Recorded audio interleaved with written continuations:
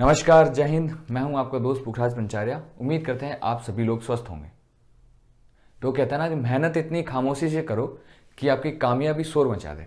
कुछ इसी तरह का नज़ारा देखने को मिला राष्ट्रपति भवन में जब पद्म पुरस्कार वितरण किए जा रहे थे। हर साल की तरह इस बार के पद्म पुरस्कार भी दे दिए गए हैं। इनमें से कुछ नाम ऐसे थे जो बहुत फेमस लोग हैं, just like Anand Mahindra, Ekta Kapoor, Kangana Ranaut, PV Sindhu, Mary Kom और भी बहुत सारे लोग। वहीं दूसरी तरफ कुछ नाम ऐसे भी थे जिनकी आज बहुत तारीफ हो रही है। बहुत ही आम लोग जिनके बारे में शायद आप और हम बहुत कम लोग जानते थे इससे पहले, परंतु उनका काम ऐसा है कि जिससे आप और हम प्रेरणा ले सकते हैं। तो चलिए आज कुछ ऐसे ही महान हस्तियों के बारे में बात करेंगे जो दिखने में बहुत आम है, पर उनका काम ऐसा है कि आप और हम सोच भी नहीं सकते। इनके बारे में बताने से पहले हम ये जान लेते हैं कि आखिर ये पद्म अवार्ड क्या है और ये किसे दिए जा सकते हैं। तो 1954 में भारतीय सरकार ने इस अवार्ड्स को देना शुरू किया था और ये सिविलियंस को दिए जाने लगे थे, यानी कि आम नागरिकों को, आम भारतीय नागरिकों को दिए जाने लगते, चाहे वो किसी भी फील्ड में और अपनी उस फील्ड में उच्च स्तरीय काम किया हो। अच्छा, भारत के सर्वोच्च अवार्ड्स में बात करें तो ये 4 प्रकार के अवार्ड हैं। सबसे पहला जो है वो है भारत रत्न, दूसरा है पद्म विभूषण, पद्म भूषण और पद्मश्री। अब ये सवाल आता है कि ये किसे दिया जा सकता है। तो ये अवार्ड्स भारत के आम नागरिकों को दिए जाते हैं जिन्होंने अपने जीवन में उच्च स्तरीय काम किया हो। इनमें ना कोई धर्म, ना कोई जाति और कोई भी चीज़ मायने नहीं रखती। बस इसमें शर्त यह है कि अगर कोई आदमी सरकारी नौकरी कर रहा है तो जब तक वो नौकरी में है वो इस अवार्ड को नहीं ले सकता है, और अपनी नौकरी पूरी करने के बाद वो इस अवार्ड्स के लिए एलिजिबल है। अच्छा, एक खास बात ये है कि ये विदेशी नागरिकों को भी दिए जा सकते हैं। जैसे लाइक इस बार जो पुरस्कार दिया गया था जापान के प्रधानमंत्री शिंजो आबे को भी दिया गया है। अच्छा, ये arts, education, industry, literature, science, sports, medicine, social service, अब किसी भी फील्ड में आपने अगर उच्च स्तरीय काम किया है तो आपको ये पद्मश्री या पद्म विभूषण या पद्म भूषण कोई भी अवार्ड दिया जा सकता है। और इसमें एक अदर का भी ऑप्शन है। अगर आप इन किसी भी फील्ड में नहीं आते हैं और अदर, उसके लिए भी एक अदर्स का ऑप्शन है, उसके अंदर आप नॉमिनेट कर सकते हैं। और ये ज़्यादातर एनवायरमेंटल एक्टिविटीज़ को ये अवार्ड दिए जाते हैं। इसका प्रोसेस क्या है वो भी बता देते हैं। इसका प्रोसेस है कि इससे पहले ये कुछ एक गवर्नमेंट बॉडीज होती वो उसको डिसाइड करती थी, जैसे कि chief minister, state minister, central minister, MP या एमएलए इसके लिए रिकमेंडेशन देते थे। फिर ये प्रधानमंत्री जी इसको एनालाइज करते थे, फिर राष्ट्रपति के पास जाता था और ये डिसाइड होता था। परंतु 2015 में सरकार ने इसको चेंज कर दिया। अब ये देश के आम नागरिक इनमें से किसी का भी नाम नॉमिनेट कर सकते हैं। इवन वह खुद का नाम भी नॉमिनेट कर सकते हैं। अगर उसे लगता है कि उसने बहुत अच्छा काम किया है तो खुद भी नॉमिनेट कर सकते हैं, और या किसी और को लगता है कि नहीं ये इंसान बहुत अच्छा काम कर रहा है तो वो उसको नॉमिनेट कर सकता है। इसके लिए वो सिंपल सा पद्म अवार्ड की वेबसाइट है, वहाँ जाकर नॉमिनेट कर सकता है।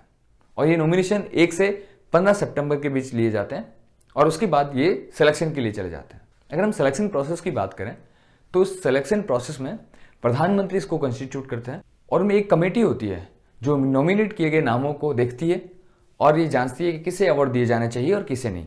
इस कमेटी में cabinet secretary, state secretary, president secretary और 4 अन्य लोग होते हैं जो इन नामों को, जो नॉमिनेट किए हुए नामों को देखते हैं, एनालाइज करते हैं और फिर वे डिसाइड करते हैं कि हाँ इन नामों को अवार्ड्स दिए जा सकते हैं।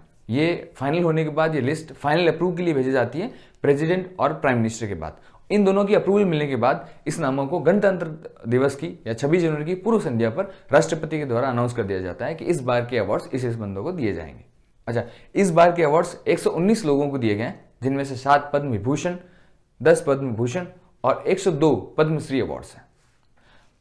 पद्म विभूषण उन लोगों को दिया जाता है जिन्होंने बहुत उल्लेखनीय और विशिष्ट सेवा दिखाई है। पद्म भूषण ये उच्च स्तर की विशिष्ट सेवा के लिए दिया जाता है। पद्मश्री ये पुरस्कार उन लोगों को दिए जाते हैं जिन्होंने असाधारण सेवा की है। इस बार के पद्मश्री अवार्ड पाने वाले में से कुछ नाम ऐसे हैं जो बहुत ही आम दिखते हैं पर उनका काम असाधारण है, जो इनको बाकी सबसे अलग बनाता है। इन्होंने अपने जीवन में बहुत परेशानियां देखी पर उनके काम ने बाकी लोगों को परेशानियों को दूर कर दिया। कुछ ऐसे ही लोगों के बारे में आज हम यहाँ बात करते हैं।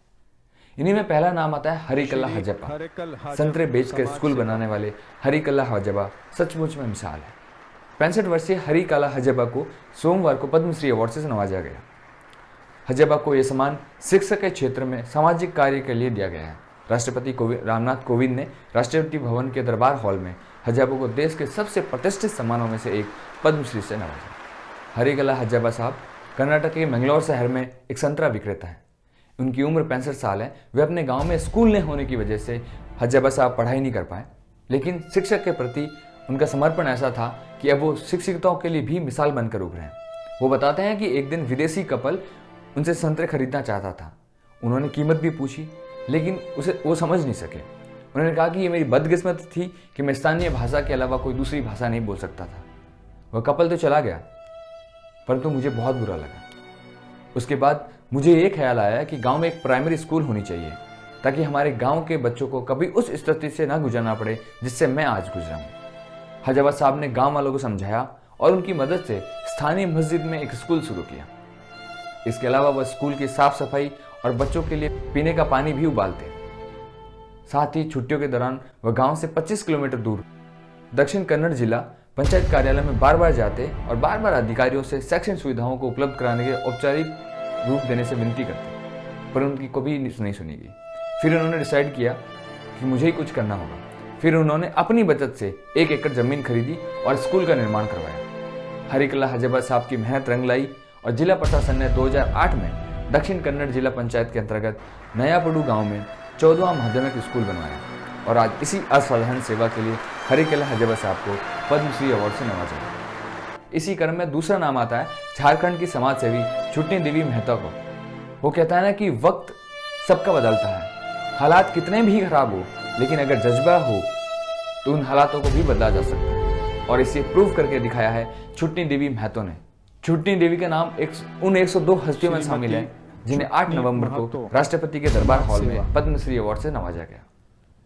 छुटनी देवी की कहानी काफी डरावनी है और काफी प्रेरणादायक भी है।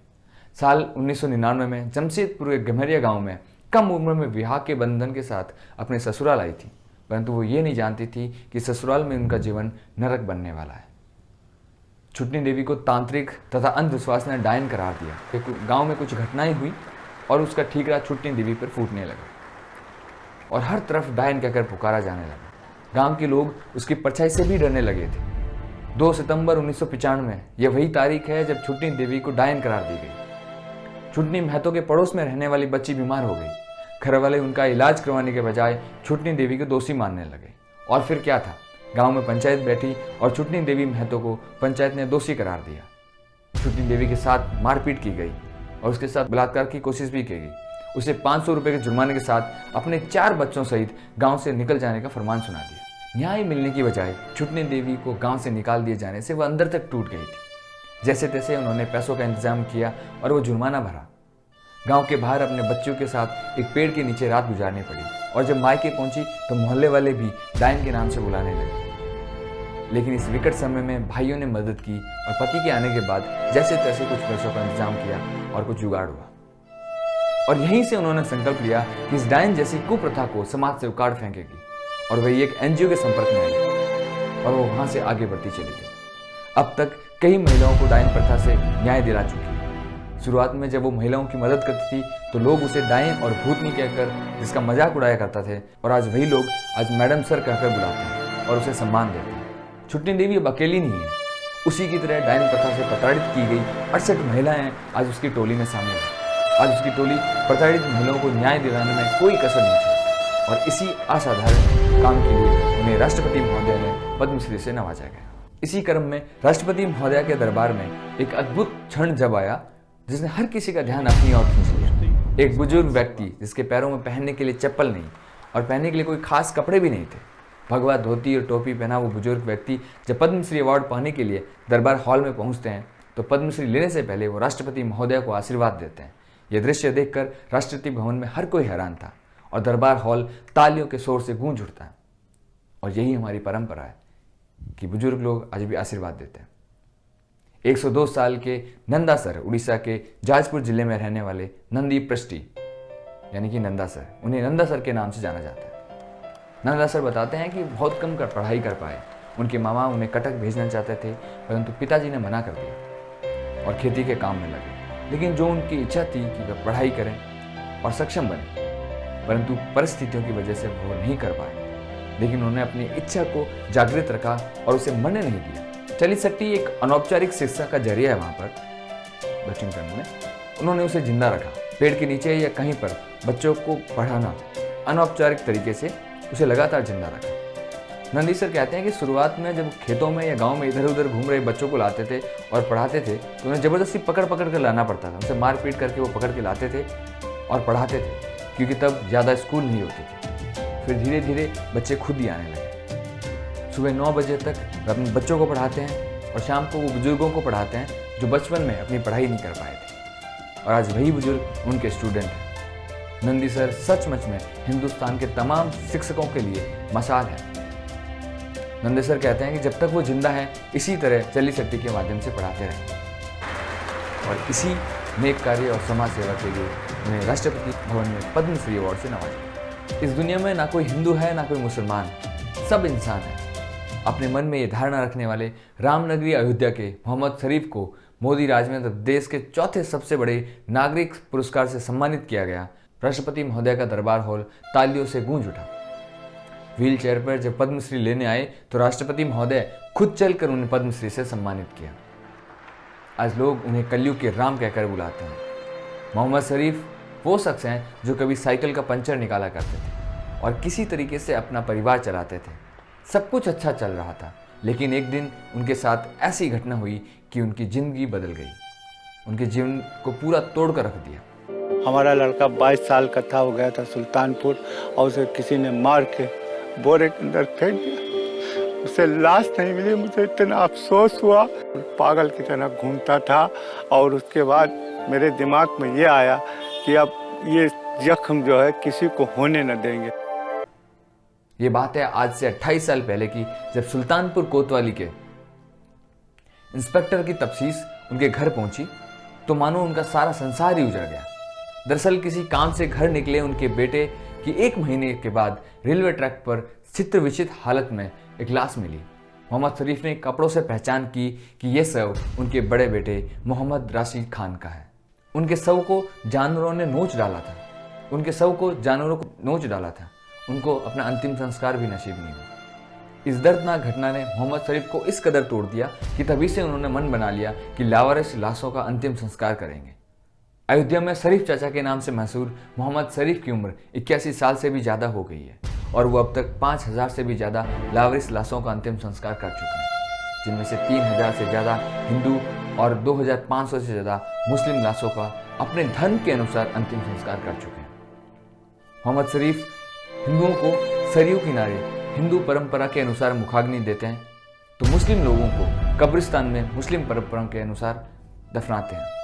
मोहम्मद शरीफ का मानना है कि चाहे कोई भी हो, इस संसार में लावारिस नहीं होना चाहिए। समाज के लिए किए गए इस नेक कार्य को देखते हुए मोदी सरकार ने उन्हें देश के सबसे बड़े नागरिक सम्मान पद्मश्री से सम्मानित किया गया। और इस बार के सम्मान पुरस्कार देख के लगता है कि हाँ, ये सचमुच में देश के आखिरी पंक्ति में खड़े व्यक्ति का सम्मान है। और ऐसे बहुत सारे महान हस्ती हैं जिनको हम इस बारे में इस वीडियो में नहीं बता सकते हैं।